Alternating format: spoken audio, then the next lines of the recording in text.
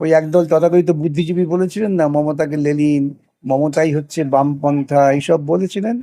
মুখোশটা সরে গেছে। বহুদিন থেকে বলছি মানুষকে হাতে লাঠি নিয়ে রাস্তায় নামতে হবে। এরা তো সবাই ওই প্রচারে ভোট দিয়েছেন যে আগে রাম পরে বাম। ফলতায় উপনির্বাচন, আর সেখানে দেখা গেল বিজেপির সঙ্গে মূল লড়াইয়ের জায়গায় চলে এসছে বামপন্থীরা। আগামী দিনে কি বাংলার রাজনীতি বিজেপি বনাম কমিউনিস্ট বা বিজেপি বনাম বামফ্রন্ট এরকম দিকে এগোচ্ছে বলে আপনার মনে হয়? আপনারা হয়তো দেখে থাকবেন, যেদিনকে তৃণমূল নির্বাচনে হেরে গেল সেদিনই আমি একটা পোস্ট করেছিলাম যে এবার লড়াইটা মুখোমুখি, মুখোশটা সরে গেছে। সাধারণ মানুষ এতদিন মুখোশের আড়ালে থাকার ফলে বুঝতে পারছিলেন না বিজেপি কি। তারা মনে করতেন তৃণমূল গেলে বিজেপি ভালো হবে। সাধারণ মানুষের এই ভ্রান্তিটা কেটে গেল, মুখোশ চলে গেছে। এখন মুখোমুখি লড়াই, দক্ষিণপন্থা আরএসএস বনাম কমিউনিস্ট পার্টির জোট। এইটাই হচ্ছে ভারতবর্ষের আগামী দিনে মুক্তির পথ।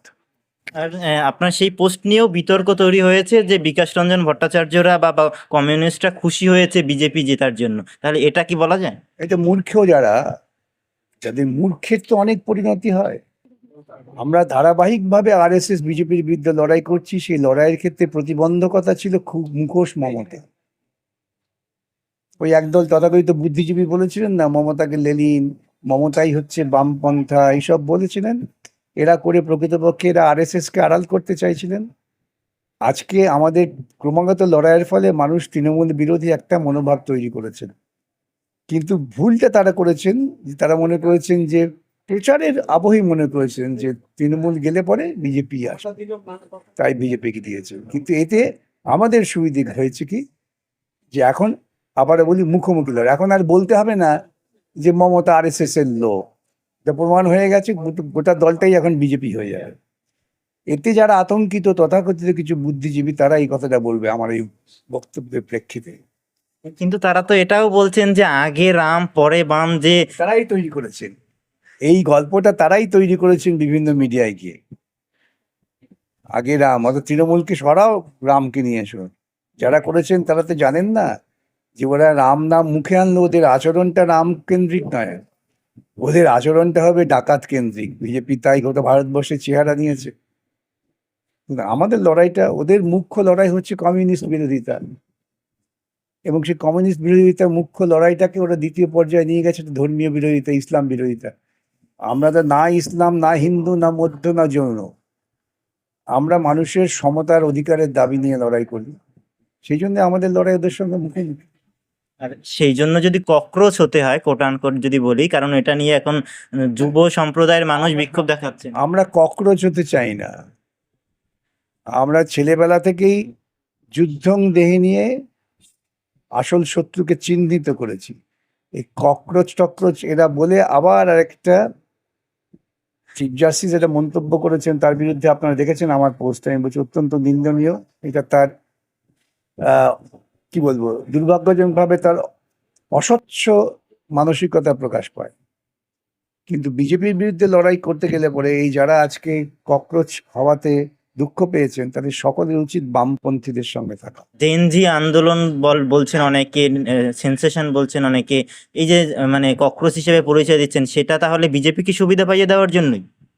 বিজেপি সুবিধা পাবে না, কিন্তু বামপন্থী যে মূল আন্দোলন, সেই আন্দোলনটাকে খানিকটা আবার ভিন্ন দিকে নিয়ে যাওয়ার চেষ্টা হবে। কেন, একটা সাময়িক জয় হয়তো হবে, কিন্তু সেটা প্রকৃতপক্ষে আরএসএস এর যে মৌলিক মতাদর্শ, তার বিরুদ্ধে মুখোমুখি লড়াইটা হবে না। এই যে মুখোশের বিরুদ্ধে আপনারা এতদিন লড়াই করছিলেন, আপনার কথা অনুযায়ী মমতা বন্দ্যোপাধ্যায় আরএসএস এর মুখোশ, মানে মুখোশ পরেছিলেন আরএসএস এর সঙ্গে, মুখোশকে হারাতে পারেননি। সেখানে দাঁড়িয়ে সরাসরি লড়াইয়ে বিজেপিকে হারানো কতটা চ্যালেঞ্জিং বিষয়? এটা তো সুবিধে, মানুষ এখন শত্রুকে চিনে গেছে। মানুষ শত্রুকে চিনতে পারছিল না, জনগণ শত্রুকে চিনতে পারেনি, এখন শত্রুকে চিনে যাচ্ছে। মানে অনেক কষ্ট করে সেদিন আসলো। অনেক কষ্ট করে শত্রুকে চিহ্নিত করা গেল। এখন লোকে বুঝতে পারছেন হারে হারে এই সমস্ত যারা হকার উচ্ছেদ হচ্ছেন, বস্তিবাসী, এরা তো সবাই ওই প্রচারে ভোট দিয়েছেন যে আগে রাম পরে বাম। এখন তাদের বুকে হাত পড়ে গেছে, কান্নাকাটি করছেন। এই গরু যারা হাটের ঘোষ, মানে যারা গরু পালক বলে পরিচিত, তাদের কান্নাকাটি শুনতে পাচ্ছেন। তারা এতদিন মনে ছিলেন যে ওদের জয় শ্রীরাম বাঁচাবে, জয় জগন্নাথ গেছে, জয় শ্রীরাম বাঁচাবে। কিন্তু আমরা বলছি জয় মানুষ করো। জয় মানুষটা হচ্ছে বামপন্থীদের স্লোগান, তারাই এগোবে। হ্যাঁ, আপনি যে প্রসঙ্গটা তুললেন, এই যে আমরা হাইকোর্ট চত্বরে আছি, এখান থেকে কাছে হাওড়া স্টেশন, আর অন্য পাশটায় গেলে শিয়ালদা স্টেশন, এই সমস্ত জায়গায় যে একদম মানে সাফ করে দেওয়া হয়েছে, হকারদের উচ্ছেদ করে দেওয়া হয়েছে, এর ফলে তাদের বিকল্প ব্যবস্থাও করা হয়নি। এই নিয়ে তাহলে আপনারা আর কি কি কঠিন পদক্ষেপ নেবেন? লড়াই, সরাসরি লড়াই। দেখছেন না, আমাদের পার্টির ছেলেমেয়েই তো লড়ছে, বিভিন্ন জায়গায় মিছিল করছে, মিটিং করছে, আটকে দিচ্ছে, বহু জায়গায় আটকে দিয়েছে। আমরা আদালতেও লড়াই করছি, আদালত থেকে আদেশ পাওয়া গেছে, আরো পাওয়া যাবে আশা করা যায়। এখন লড়াইটা মুখোমুখি, মুখোশের আড়ালে নয়, মুখোমুখি লড়াই। বামপন্থা বনাম আরএসএস নেতৃত্বে দক্ষিণপন্থা। কিন্তু গোটা দেশ জুড়ে বামপন্থীরা কোনো রাজ্যে এই মুহূর্তে ক্ষমতায় নেই, শক্তিশালী অবস্থান তাদের নেই এই মুহূর্তে দাঁড়িয়ে। সেখানে দাঁড়িয়ে গোটা দেশে কি করে আপনারা বিজেপির এই অশ্বমেধের ঘোড়াকে আটকাবেন? এইটাই হচ্ছে আপনাদের প্রচার মাধ্যমের ভুল বিশ্লেষণ। অ্যাসেম্বলিতে ভোটে জিতলেন কি পার্লামেন্টে ভোটে জিতলেন তা দিয়ে মানুষের জীবন যুদ্ধের লড়াইটাকে বিচার করা যায় না। দেখেছেন নয়ডায় কিছুদিন আগে কি হয়ে গেল? কারা লড়লো? ওই শ্রমিক শ্রেণী লড়াই করেছেন, তার পেছনে বামপন্থীরাই আছে। কিন্তু যেখানে মানুষের জীবন জীবিকার প্রশ্ন, সেখানে বামপন্থীরা আছে, দেশব্যাপী আছে। কোথায় একটা এমএলএ সিট পেলো কি পেলো না, এটা দিয়ে যদি বামপন্থীদের বিচার করা হয়, তা সেই বিচারটা হবে আংশিক বিচার। তাকিয়ে দেখবেন পথে ঘাটে যেখানেই মানুষ অসুবিধে আছেন, কষ্টে আছেন, ক্ষুদ্র শক্তি নিয়েও লড়াই করছে বামপন্থীরা।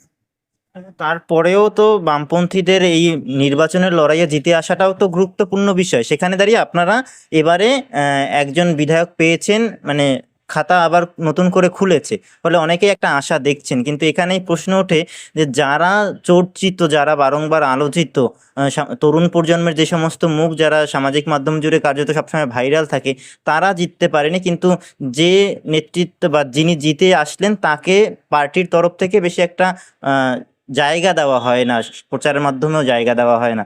এটা এই প্রচারটা কারা করে? এই প্রচারটা করে প্রচার মাধ্যম। কোন প্রচার মাধ্যম? যে প্রচার মাধ্যমকে টাকা পয়সা দিয়ে লালন পালন করেন দেশের পুঁজিপতিরা। বুঝতে পেরেছেন না? সুতরাং এই সমস্ত প্রচার করে আসলে আবার সাধারণ লোককে বোকা বানাবার চেষ্টা। বামপন্থীরা যদি তাকে নাই প্রশ্রয় দেবে, সে প্রার্থী তাকে করা হলো কেন?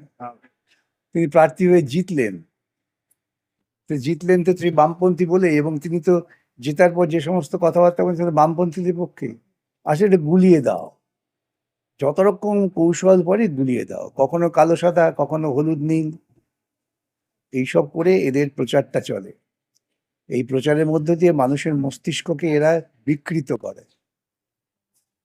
তাই আমি কবে থেকে বলছি, প্রচার মাধ্যম সরে গেলে পরে তৃণমূলের অস্তিত্ব থাকবে না। আজকে সেই জায়গায় গেছে। এবং এই প্রচার মাধ্যমকে যদি আমরা মোকাবিলা করতে পারি আপনাদের মতো এই সমস্ত সোশ্যাল মিডিয়ার মারফত, তাহলে বিজেপিও ফুস হয়ে যাবে ভারতবর্ষকে। পুশব্যাক হওয়ার সম্ভাবনা আবার নতুন করে তৈরি হচ্ছে। অনুপ্রবেশ নিয়ে রাজ্যের মুখ্যমন্ত্রী শুভেন্দু অধিকারী তার বক্তব্য এবং নতুন করে আইন চালু করার প্রসঙ্গ, এই বিষয়টা আপনি কিভাবে দেখছেন? দেখুন, আমরা দেখেছি আমেরিকা থেকে ভারতবাসীদের পায়ে শেকল বেঁধে হাতে হাতকড়া পরে পাঠিয়ে দিয়েছে। এই শুভেন্দুবাবুর নেতা, যাকে দেখলে উনি ষষ্ঠাঙ্গে প্রণাম করেন, একটা প্রতিবাদ করেন। আজকে ভারতবর্ষের গুজরাট থেকে সবচেয়ে বেশি মানুষ ভারতবর্ষ ছেড়ে চলে যাচ্ছে। এসব নিয়ে শুভেন্দু বাবুদের নেতারা কোনো মন্তব্য করেছেন? অনুপ্রবেশ করছেন, ঠিকভাবে অনুপ্রবেশ চিহ্নিত করুন। 12 বছর তো ক্ষমতায় আছে কেন্দ্রে। অনুপ্রবেশকে চিহ্নিত না করে এই সমস্ত অনুপ্রবেশের তত্ত্ব চালিয়ে দিয়ে মানুষকে বিভ্রান্ত করে লাভটা কি? আইনগতভাবে একজন মানুষকে চিহ্নিত করুন যে অনুপ্রবেশ করে। এটা হলে ভারতবর্ষের পৃথিবীর বিভিন্ন দেশে যারা আছেন ভারতবাসীরা, তাদের যখন ঠেলে পাঠিয়ে দেবে এখানে, শুভেন্দুবাবুরা খেতে দিতে পারবেন তো? অনেক প্রশ্ন যুক্ত হয়ে যায় এর সাথে। কিন্তু প্রশ্ন উঠছে যে সোনালী বিবির মতো ঘটনা আবার ঘটবে না তো, যে নাম বাদ গেছে? লড়তে হবে, বিলাপ করে লাভ নেই। মানুষকে, আমি বহুদিন থেকে বলছি, মানুষকে হাতে লাঠি নিয়ে রাস্তায় নামতে হবে, এছাড়া কোনো অধিকার প্রতিষ্ঠা হয় না। লাঠি নিয়ে নাম লাঠি নিয়ে না। আমি আইনজীবী হিসেবে আজকে নাকি, আমি তো ধারাবাহিকভাবে বলছি, প্রত্যেক মানুষকে লাঠি নিয়ে নামতে হবে। তার অধিকার, তার আত্মরক্ষার অধিকার দুটোকে একসাথে মিশিয়ে দিয়ে লড়তে হবে। হাওড়া স্টেশনে যদি একজন অনুপ্রবেশকারী পাওয়া যায়, শুভেন্দু অধিকারী মাননীয় মুখ্যমন্ত্রী তিনি বলছেন যে সোজা বিএসএফ এর মাধ্যমে ডিপোর্ট করা হবে, পাঠিয়ে দেওয়া হবে, আদালতে নেওয়ার কথা তিনি বলছেন। যদি চেষ্টা করে দেখুন না, চেষ্টা করে দেখুন, তখন বুঝে নেবো আমরা। অনুপ্রবেশকারী যদি চিহ্নিত হয়, তার এদেশে থাকার সুযোগ নেই, এবং তাকে তার নিজস্ব দেশে ফিরিয়ে দেওয়াটা রাষ্ট্রের দায়িত্ব। করুন, নিয়ম মেনে, গুন্ডামি করে না, ভয় দেখিয়ে। এটা কি গুন্ডামি করে করা হবে যদি বিএসএফ এর উনি যা বলছেন সেটা গুন্ডামি, উনি যা বলছেন সেটা গুন্ডামি। আমি মনে হলো যে ওই লোকটা লম্বা কালো অনুপ্রবেশকারী, তাকে ধরে বিএসএফ তে পাঠিয়ে দিলাম, মামার বাড়ি নাই। কাল যদি কেউ চ্যালেঞ্জ করে যে ভারতবর্ষে মোদি হচ্ছে অনুপ্রবেশকারী, কি যুক্তি দেবেন? ধরলাম একটা পাগল, আমার মতো একজন পাগল বললেন মোদি অনুপ্রবেশকারী, এর যুক্তিটা কি দেবেন ওরা? আত্মপক্ষ সমর্থনের? একটা গণতান্ত্রিক দেশে বাস করছি আমরা, একটা সংবিধান আছে, সংবিধান সম্মত পথে কাজ করুন, সবাই সাধুবাদ জানায়। কিন্তু জুলুমের ভাষায় কথা বললে তার পরিণতি ভালো হবে না। মমতাকে দেখে বুঝতে পারছেন, ওদেরও আগামী দিনে সেই পরিণতি। এটা শেষ প্রশ্ন, এই যে 10 থেকে 12 দিনের মতো হয়েছে নতুন সরকার হয়েছে, কোন কাজটা আপনার ভালো মনে হয়? একটা মাত্র কাজ যেটা ইতিবাচক বলে মনে হয়েছে, সেটা হচ্ছে ওই পুরোহিত ভাতা, ইমাম ভাতা ইত্যাদি বন্ধ করেছেন। কিন্তু আমি দেখতে চাই দুর্গাপুজোর ভাতা বন্ধ করুন, কার্নিভালের নাম করে যে অপচয় হয় অর্থ, সেটা বন্ধ করুন।